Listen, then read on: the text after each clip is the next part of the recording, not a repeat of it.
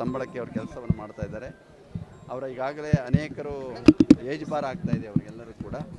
ಈ ಸಂದರ್ಭದಲ್ಲಿ ಅವರು ಮಾತೆಯನ್ನಾಗಿ ಮಾಡಿಕೊಡಿ ನಮಗೆ ನ್ಯಾಯಯುತವಾಗಿ ನಮ್ಮ ಬದುಕಿಗೆ ಒಂದು ಭರವಸೆಯನ್ನು ಕೊಡಬೇಕು ಅನ್ನುವಂಥ ಉದ್ದೇಶವನ್ನು ಇಟ್ಕೊಂಡು ಈ ಒಂದು ಜಾಥವನ್ನು ಮಾಡ್ತಾ ಇದ್ದಾರೆ. ಪ್ರತಿ ವರ್ಷವೂ ಕೂಡ ಸರ್ಕಾರಕ್ಕೆ ಮನವರಿಕೆಯನ್ನು ಮಾಡ್ಕೊಂಡು ಬರ್ತಾನೆ ಇದ್ದಾರೆ.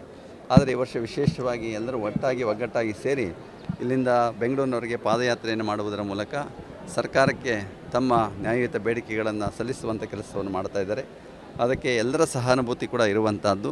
ಏಕೆಂದರೆ ಶಿಕ್ಷಣ ಕ್ಷೇತ್ರ ಅತ್ಯಂತ ಮುಖ್ಯವಾಗಿದೆ. ಆರೋಗ್ಯ, ಶಿಕ್ಷಣ, ಕೃಷಿ ಈ ಮೂರೂ ಚೆನ್ನಾಗಿದ್ದರೆ ನಮ್ಮ ದೇಶ ಚೆನ್ನಾಗಿರ್ತದೆ. ಬೇರೆ ಯಾವ ಕ್ಷೇತ್ರ ಇಲ್ಲದಿದ್ದರೂ ಪರವಾಗಿಲ್ಲ. ಆದರೆ ಈ ಮೂರಕ್ಕೆ ಬಹಳ ಒತ್ತನ್ನು ಕೊಡಬೇಕಾಗಿರುವಂಥದ್ದು. ಹಾಗೆ ಶಿಕ್ಷಣ ಕ್ಷೇತ್ರದಲ್ಲಿ ಕೆಲಸ ಮಾಡ್ತಾ ಇರುವಂಥ ಅತಿಥಿ ಉಪನ್ಯಾಸಕರ ನ್ಯಾಯಯುತವಾದ ಬೇಡಿಕೆಗಳನ್ನು ಸರ್ಕಾರ ಗಮನಿಸಿದೆ ಅನ್ನೋದರಲ್ಲಿ ಯಾವ ಸಂಶಯ ಇಲ್ಲ. ಅವ್ರಿಗೂ ಗೊತ್ತಿದೆ, ಸರ್ಕಾರಕ್ಕೂ ಕೂಡ ಮನವರಿಕೆಯಾಗಿದೆ. ಅವರು ಕೂಡ ನಿಮ್ಮ ಹೋರಾಟಕ್ಕೆ ಸ್ಪಂದಿಸ್ತಾರೆ ಅನ್ನುವಂತಹ ಒಂದು ಭರವಸೆ ನಮಗೂ ಕೂಡ ಇರುವಂಥದ್ದು. ನಿಮ್ಮ ಈ ಹೋರಾಟ ಯಶಸ್ವಿಯಾಗಲಿ, ನಿಮಗೆ ಏನು ನೀವು ನ್ಯಾಯಯುತವಾಗಿ ಕೇಳ್ತಾ ಇದ್ದೀರಿ ಅವೆಲ್ಲವೂ ಕೂಡ ನಿಮಗೆ ದೊರಕಲಿ ಅಂತ ಹಾರೈಸ್ತೇನೆ. ಸರ್ಕಾರವೇ ಅವ್ರನ್ನ ನೇಮಿಸ್ಕೊಂಡಿರೋದು. ಈಗಾಗಲೇ ಸರ್ಕಾರವೇ 16 ವರ್ಷಗಳಿಂದ ಅವ್ರು ನೇಮಿಸ್ಕೊಂಡು ಪ್ರತಿ ವರ್ಷವೂ ಕೂಡ ಅವರಿಗೆ ವರ್ಷದಲ್ಲಿ 12 ತಿಂಗಳು ಸಂಬಳ ಕೊಡ್ತಾ ಇಲ್ಲ ಅಂತ ಹೇಳ್ತಾರೆ. 8 ತಿಂಗಳು ಮಾತ್ರ ಸಂಬಳ ಕೊಡ್ತಾರೆ, ಇನ್ನು 4 ತಿಂಗಳು ಸಂಬಳ ಕೊಡ್ತಾ ಇಲ್ಲ ಅಂತ ಹೇಳ್ತಾ ಇದ್ದಾರೆ. ಇದು ಸರ್ಕಾರಕ್ಕೆ ಗೊತ್ತಿರುವಂಥ ವಿಚಾರ. ಇದರಿಂದ ಈಗಾಗಲೇ ನಾನು ಹೇಳಿದಾಗೆ ಸಿದ್ದರಾಮಯ್ಯನವರು ವಿರೋಧ ಪಕ್ಷದ ನಾಯಕ ಆಗಿದ್ದಾಗ ಅಂದಿನ ಮುಖ್ಯಮಂತ್ರಿಗಳು ಒಂದು ಪತ್ರವನ್ನು ಬರೆದಿದ್ದಾರೆ. ಆ ಪತ್ರದಲ್ಲಿ ನೀವು ನೋಡಬೇಕು, ಭಾಳ ಸಾರಾಂಶ ಓದಬೇಕು. ಅದನ್ನು ಭಾಳ ನೇರವಾಗಿ ಖಾರವಾಗಿ ಅದನ್ನು ಬರೆದು ಇವ್ರನ್ನ ಬಹಳಷ್ಟು ಅವರ ಬದುಕಿಗೆ ಭರವಸೆ ಕೊಡಬೇಕು ಅನ್ನುವಂತಹ ಮಾತುಗಳನ್ನು ತಿಳಿಸಿದ್ದಾರೆ.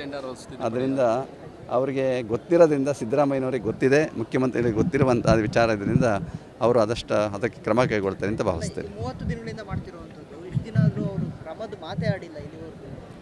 ಅದನ್ನು ಸರ್ಕಾರ ಅತ್ಯಂತ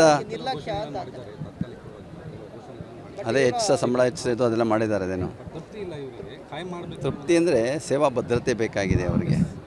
ಆ ಸೇವಾ ಭದ್ರತೆ ಇಲ್ಲದೆ ಹೋದ ಮೇಲೆ ಅವ್ರಿಗೂ ಕೂಡ ಮುಂದಿನ ಭವಿಷ್ಯದ ಜೀವನ ಕಷ್ಟ ಆಗ್ತದೆ. ಏಕೆಂದರೆ ಅವರೊಬ್ಬರೇ ಅಲ್ಲ ಇರೋದು, ಅವ್ರ ಕುಟುಂಬ ಇರ್ತದೆ, ಮಕ್ಕಳಿರ್ತಾರೆ.